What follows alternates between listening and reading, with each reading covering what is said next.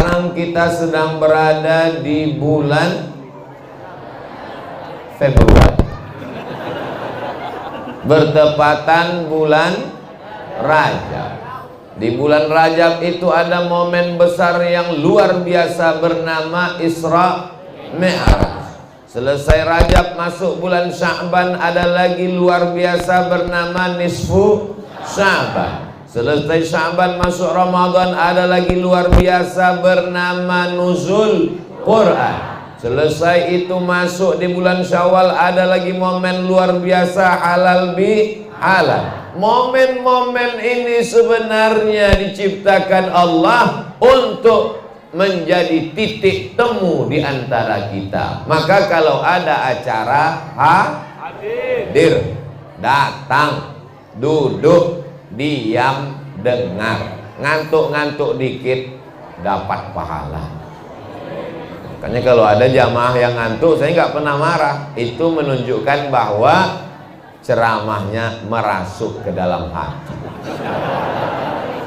Nah, makanya nanti kalau ada yang mengatakan Isra Mi'raj bid'ah, Nisfu Sya'ban bid'ah, Nuzul Quran bid'ah, halal bihalal bid'ah, datang buat lebih besar, lebih megah, sound sistemnya menggelegar, supaya yang mengatakan bid'ah langsung modal. Ini nggak usah dipedulikan. Anjing menggonggong, kafilah berlalu. Tapi aduh, takut. Sebelum peristiwa Isra Mi'raj yang hebat, yang luar biasa, dari Masjidil Haram ke Masjidil Aqsa, naik ke Sidratul Muntaha, melihat surga dan neraka, ayat-ayat kuasa Allah, maka sebelum itu banyak yang dilalui oleh Rasulullah sallallahu alaihi wasallam. Di antaranya orang Makkah tidak menerima dakwahnya, diembargo, dimusuhi, dilempar, dicaci maki. Ada secercah harapan. Negeri itu bernama Taif. Lalu Nabi pun pergi ke Taif, jalan kaki lebih kurang 100 km. Kenapa jalan kaki? Karena kalau naik kuda, naik unta nanti dicurigai oleh orang kafir Quraisy. Nah, ini mau melarikan diri. Maka Nabi jalan kaki supaya mereka tidak khawatir. Tujuan ke Taif untuk berdakwah, supaya orang Taif menerima dakwah Islam, bersyahadat la ilaha illallah Muhammadun. Ternyata Nabi di Taif tidak disambut dengan tola'al badru alaina, tidak disambut dengan marhaban ya nural aini, tidak disambut dengan marhaban jaddal husaini. Sampai ke Taif, apa yang dilakukan mereka? Mereka melempar Nabi pakai batu, pakai kayu, pakai tulang onta. Akhirnya kaki Nabi luka dan berdarah. Terompah sendal basah karena darah Nabi yang luka. Nabi berlindung di balik bukit.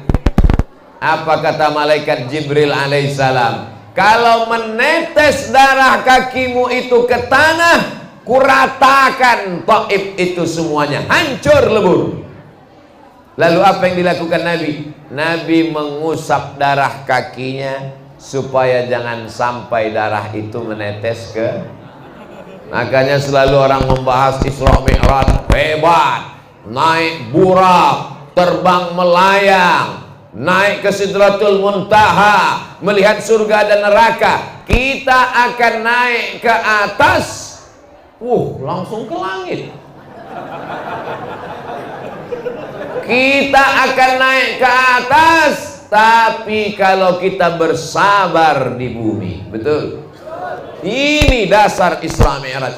Nabi itu Isra Mi'raj bukan ujuk-ujuk, tiba-tiba nggak ada angin, nggak ada hujan, langsung. Nggak.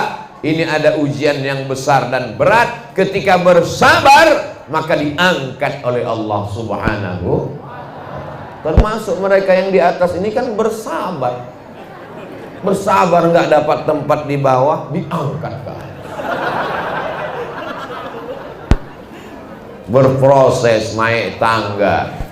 Lalu kemudian Nabi berlindung di balik bukit. Di situ dia mengadu kepada Allah. Apa kata Nabi? Ilaika ashku dha'fa quwwati. Kepada engkau aku mengadukan kelemahanku, wa qillata hilati, ketidakberdayaanku, wa hawani 'alan nas. Aku sekarang terhina di tengah manusia. Mereka merendahkan, menjatuhkan aku, ya Allah. Lalu kemudian apa yang terjadi? Datang malakul jibal, malaikat malakul jibal, malaikat penjaga gunung-gunung. Jadi seluruh jibal, gunung-gunung itu ada satu malaikat khusus yang ditugaskan menjaganya. Tapi jangan gara-gara ini lalu anak muda naik ke bukit mau ketemu malakul jibal.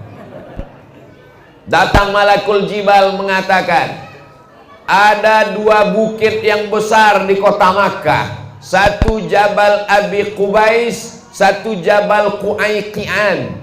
Wahai Muhammad sallallahu alaihi wasallam, tunjukkan bukit yang paling besar di kota Makkah, akan aku cabut, aku timpakan ke orang Taif yang mengejek, melemparmu, rata mereka semuanya dengan tanah. Andai kita yang jadi nabi waktu itu. Hai Abdul Somad, tunjukkan mana gunung yang paling besar, akan aku cabut, kutimpakan ke mereka. Langsung, segera, jangan pakai lama. Tapi Nabi Muhammad sallallahu alaihi wasallam, apa kata beliau?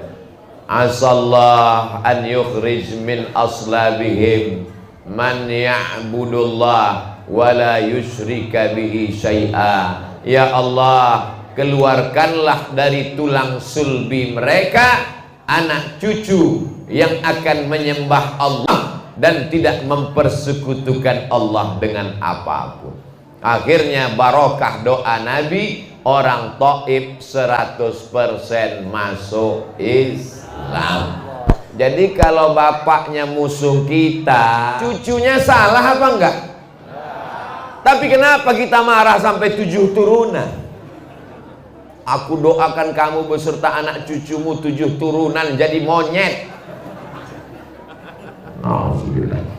Nabi doanya, asallah an yukhrij min aslabihim, keluarkan keturunan mereka, man ya'budullah, menyembah Allah, wala yusyrika bihi syai'an, dan tidak mempersekutukan Allah. Akhirnya sekarang negeri Taif itu indah luar biasa. Mudah-mudahan panjang umur, sehat badan, kita bisa umroh. Amin. Dan mampir ke Taif. Di Taif itu subur, dingin, ada wortel, ada timun, ada bunga-bunga seperti puncak, indah. Dan sekarang semuanya sudah muslim, bersyahadat asyhadu an la ilaha illallah wa asyhadu anna muhammadan rasulullah. Ini pelajaran dari Taif. Lalu Nabi Muhammad SAW pun pulang dari Taif.